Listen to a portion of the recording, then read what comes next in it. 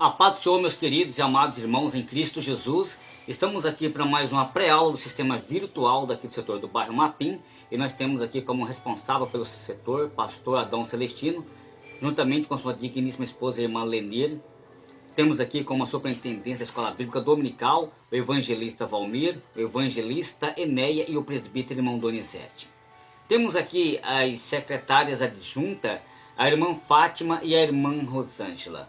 Eu sou o professor Claudine Santos, estarei discorrendo com vocês aqui o tema da nossa lição aqui, a Bíblia transforma as pessoas. Então, o texto áureo está em Hebreus capítulo 4, versículo 12, que nos diz assim: porque a palavra de Deus ela é viva e ela é eficaz, ela é mais penetrante do que qualquer espada de dois gumes, e penetra até a divisão da alma e do espírito, e de juntas e também de medulas, e é apta para discernir os pensamentos e também as intenções do coração. Muito bem.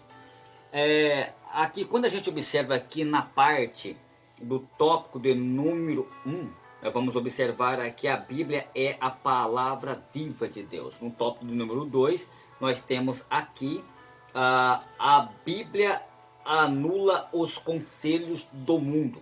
Muito bem. E o tópico de número 3 aqui, já indo para a conclusão aqui, a Bíblia nos torna humildes. Isto é importante, beleza?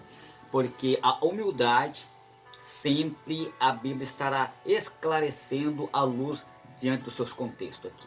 Então, diante dessa lição aqui, veremos que a palavra de Deus ela é viva e que ela anula os conceitos do mundo e também nos torna, ou seja, a Bíblia ela transforma a vida de pessoas inteira. Só a palavra de Deus ela pode transformar a vida de um pecador dominados pelos vícios, o mais profundo da alma.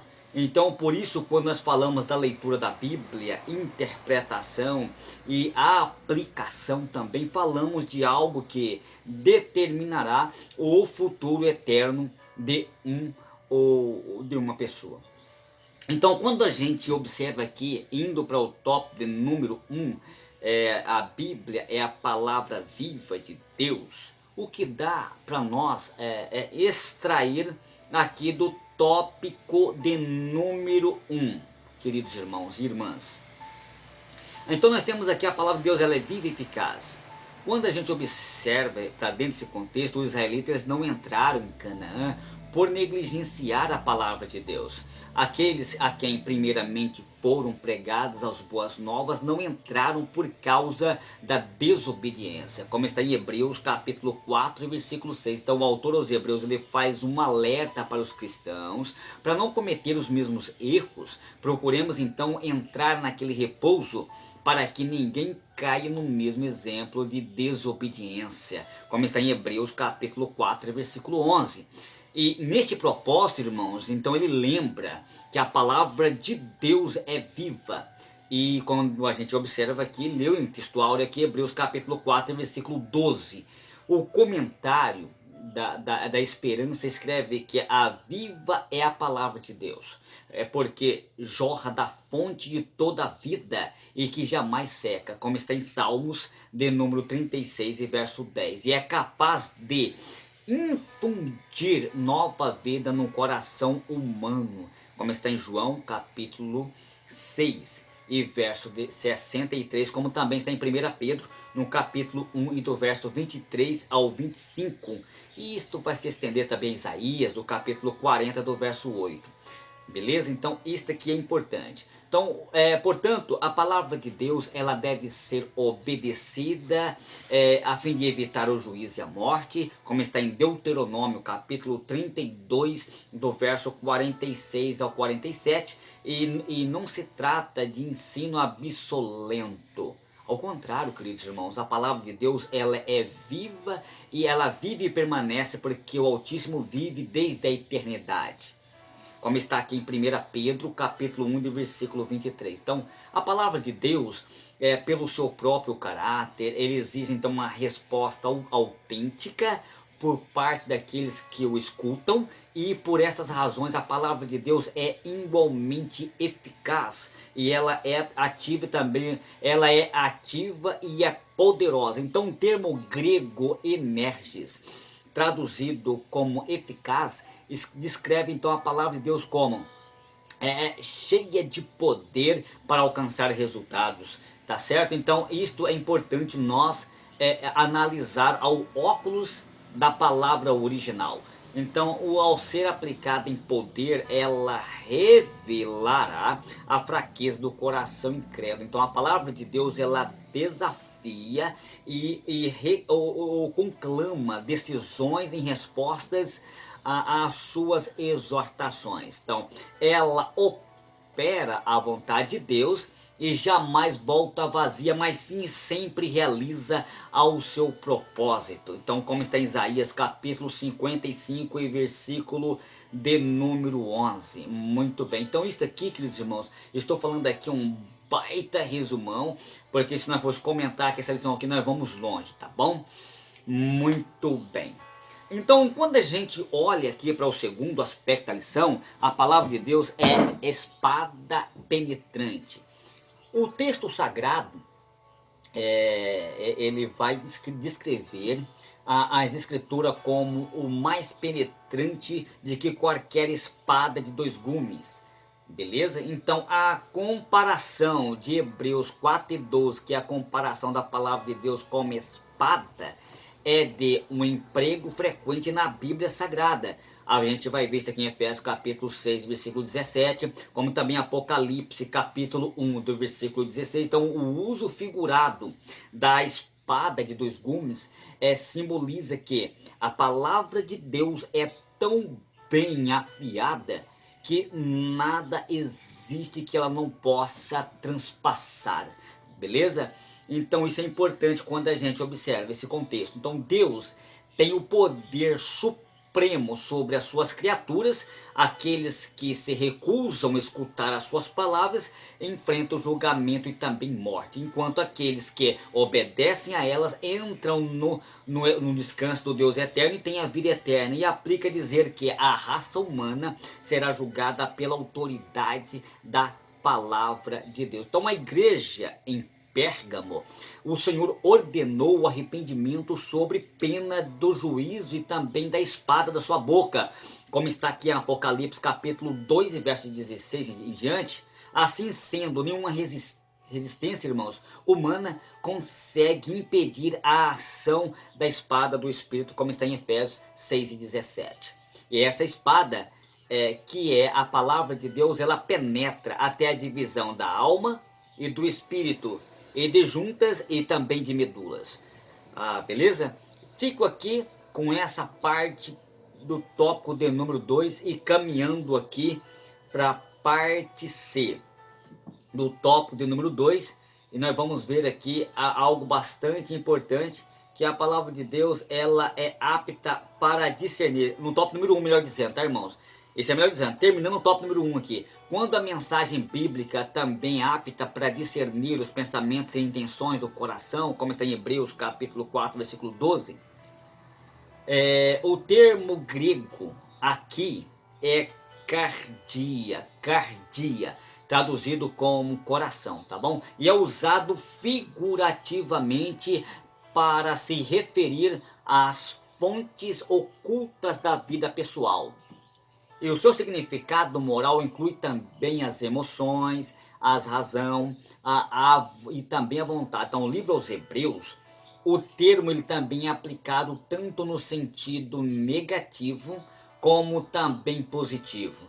Negativamente, o coração ele pode ser endurecido, como está em Hebreus capítulo 3 e do verso 8 ao 15, e pode errar e desviar-se, como está em Hebreus capítulo 3 e verso 10, e ser mau e também infiel, como está em Hebreus capítulo 3 e versículo 12. Então, positivamente, a lei de Deus pode ser escrita no coração, como está em Hebreus capítulo 8 versículo 10, e o coração ele pode ser purificado da má consciência, tá bom? Como está em Hebreus 10 e 22. E ainda, queridos irmãos, o coração pode ser fortalecido pela graça, tá bom? Como está em Hebreus aqui, capítulo 13 e versículo 9. Então, são várias referências bíblicas, se você já pode estar anotando aí, porque não estarei lendo para não ficar muito longo essa videoaula, que será muito resumida.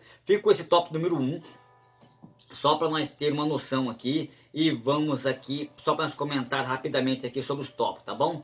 Indo aqui, caminhando para o tópico de número 2, tá? Nós vamos observar aqui no número 2, tá bom? A Bíblia, ela anula os conselhos do mundo. Olha que coisa interessante aqui. Aí nós vemos aqui, nós temos aqui a parte A, as armas das nossas milícias, tá bom? Aí nós temos aqui o tópico de número B, a destruição das fortalezas. E nós temos aqui a letra C, a destruição das fortalezas e argumentos, beleza? E aqui a letra D, a destruição de todas altivez. E aí nós vamos caminhando e vamos fazer um resumo aqui desse tópico número 2. Quando a gente observa aqui, queridos, nós vamos observar aqui em todo esse contexto aqui, Paulo, ele esclarece aos coríntios que as armas da nossa malícia não são carnais. E segundo aos Coríntios capítulo 10 e versículo 4. O termo malícia aqui é usado para designar um exército preparados para uma guerra que se encontra em campanha militar contra um inimigo comum. Então a expressão, ela aponta para o soldado de Cristo que ou seja, que combate contra o reino das trevas, como está em Efésios capítulo 6 e verso 11. Paulo, ele esclarece então, essa luta é de ordem espiritual, tá? Então, portanto, essa batalha o cristão não deve fazer uso das armas carnais, mas usar as ferramentas importantes para a destruição das fortalezas de Satanás, tá bom? Muito bem. Então, indo aqui para a parte C do tópico número 2, nós vamos ter aqui a destruição das fortalezas. A Bíblia afirma que o mundo jaz no maligno. 1 João capítulo 5, versículo 19. Então, o comentário bíblico de Belton Home sublinha que nas epístolas de João, o conceito do mundo inclui as pessoas que são controladas pelo sistema mundial maligno, tá? Pedro, ele retifica que o líder das forças do mal é diabo, como está em 1 Pedro capítulo 5 do versículo 8. O termo diabolos significa acusador, caluniador, sendo um dos nomes de Satanás. A nossa declaração de fé identifica como inimigo de Deus e dos seres humanos, que a Bíblia chama então de Satanás, opositor, como está em Zacarias capítulo 3, verso 1, como também está em Tiago, como está em Marcos também, como está em Marcos 4 e 1, e inimigo, como está em Mateus capítulo 13, versículo 39, e Beelzebu, príncipe dos demônios, como está em Mateus capítulo 12, do versículo 24. Então, e tentador, como está em Mateus capítulo 4, versículo 3, e grande dragão, ou antiga serpente, como está em Apocalipse capítulo 12, versículo 9. Então, ele é pai da mentira, como está em João capítulo 8, e versículo 44, e entre outras, por meio do espírito do erro, o diabo, ele trabalha contra o reino de Deus, como está em 2 Tessalonicenses capítulo 2 e verso 4. Então nós temos que tomar muito cuidado,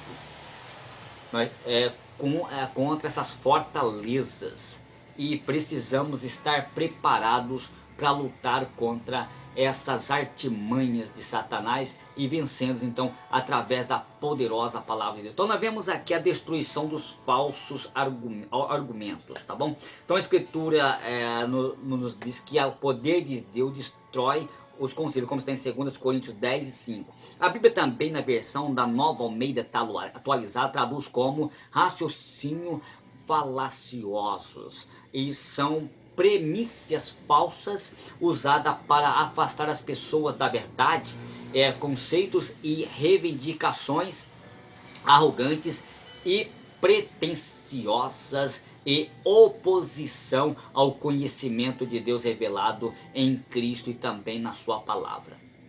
E isso aqui é importante. Então, esses raciocínios que se opõem à verdade da palavra de Deus, ela manipulam a mente e o pensamento das pessoas e as impede de crer e aceitar o evangelho da paz, beleza?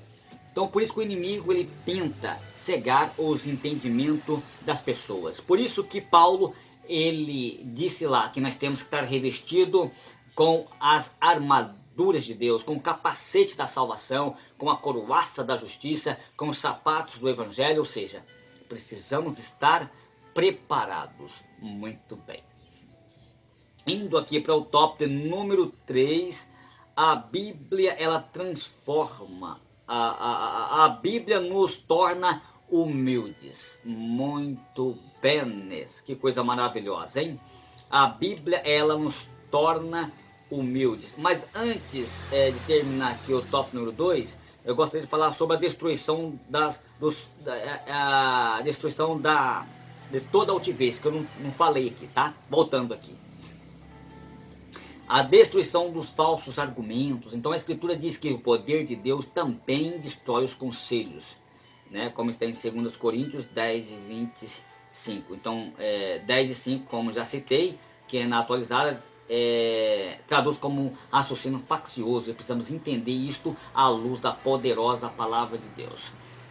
Quando a gente observa aqui sobre a destruição de toda altivez, a gente vai ver aqui que o poder da palavra do Altíssimo igualmente aniquila toda altivez que se levanta contra o conhecimento de Deus, tá bom? Como está em 2 Coríntios capítulo 10 e versículo 5. Então, altivez se refere então toda conduta que serve de oposição para a fé em Deus, tá bom?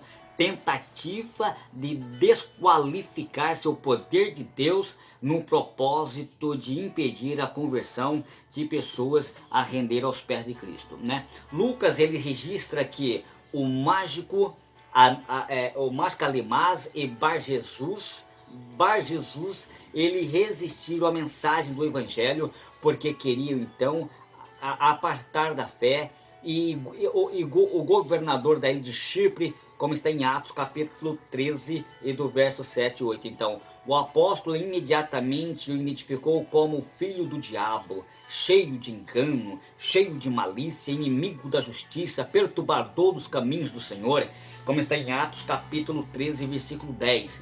A Timóteo, Paulo advertiu, olha, toma cuidado acerca destes, tal que Jambres, olha aí, tanto qual é? Gênesis e Jambres, que resistiram à verdade, sendo homens corruptos de entendimentos e também repróprios quanto à fé. Como está aqui em 2 Timóteo, capítulo 3 e verso 8. E nessa atitude reprovável está incluso, entre outros, a rebeldia, o orgulho, a jactância e as demais vaidades humanas. Dentro dos termos em hebraicos, a palavra-chave, charves, ela designa então a vaidade humana como algo sem fundamento, sem base firme, que torna a vida do homem simplesmente vazia. Fico aqui, tá bom? Com essa parte aqui, e termino aqui o tópico de número 2, dizendo para os irmãos o quanto é importante nós analisar a Bíblia Sagrada conforme a luz de todo esse contexto. Muito bem. Então, ainda aqui no tópico número 3, vamos aqui observar aqui, Deus ele aborrece a soberba. Ou então o apóstolo João, só fazendo um resumo aqui, estou terminando aqui o tópico número 3, o apóstolo João exortou os cristãos quanto o amor ao mundo e tudo o que ele oferece. 1 João 2 e 15. O mundo aqui em João se refere então ao sistema demoníaco da sociedade rebelada contra o próprio eterno Deus. James pois se enumera duas razões porque os cristãos não podem amar o mundo. A primeira razão é que o amor pelo mundo é o amor pelo Pai, ou seja, o amor pelo mundo e o amor pelo Pai são incompatíveis. Deus se coloca contra os pecados e os valores do mundo. Se alguém ama o mundo, o amor do Pai não está nele. 1 João 2,15. A segunda razão é que tudo que está no mundo é transitório e assim leva à destruição. O mundo é passageiro e passageiro também são os seus valores e aqueles que são caracterizados pelos seus valores, e o mundo passa e as suas concupiscências também, como está em 1 João capítulo 2, verso 17. E deste modo o apóstolo advertiu os crentes que não desejarem e nem praticarem as coisas do mundo, nos quais eles descrevem em três categorias principais: concupiscência da carne, concupiscência dos olhos e a soberba da vida. 1 João capítulo 2 e do verso 16. Muito bem. Fazendo aqui, já terminando aqui essa lição aqui, o cristão é o nosso exemplo de humildade. A humildade está conectada, interligada com a mansidão e longanimidade, como está em Efésios capítulo 4 e versículo 2. Em Efésios, Paulo ele então emprega o termo grego que é tanaimatops, tanaipetomes, ou seja, no sentido de humildade e também de mente ou humildade de espírito, e denota então uma ideia de gentileza, cortesia, de submissão. Isso aqui é uma condição em que o orgulho e a arrogância humana são anulados, tá? Então a humildade refere-se a uma postura despretensiosa, modéstia, isenta de qualquer vaidade, que favorece o bem de coletividade e não o egoísmo, tá bom? Como está em João capítulo 17 e do versículo 21 ao 23. Então um pastor, escritor afro-americano, Adair Marken, em 1828 e 1917, ele estabelece o seguinte contraste entre a humildade e o orgulho. Então a humildade é o lugar da plena dependência de Deus. Orgulho, o aperto dessa humildade e a raiz de todo o pecado e de todo o mal. Fechando essa parte aqui, o humilde são aquelas pessoas que não se exaltam nas suas qualificações. Muito bem. Terminando aqui essa aula, concluindo ela aqui, tá bom? O tópico número 3, a humildade é uma virtude cristã. Queridos, a humildade como a virtude, ela faz parte dos ensinos bíblicos. Os povos pagãos e religiosos antigos entendiam que a prática da humildade era uma atitude negativa, de fraqueza, de caráter, de falsa, ou seja, de falta de amor próprio.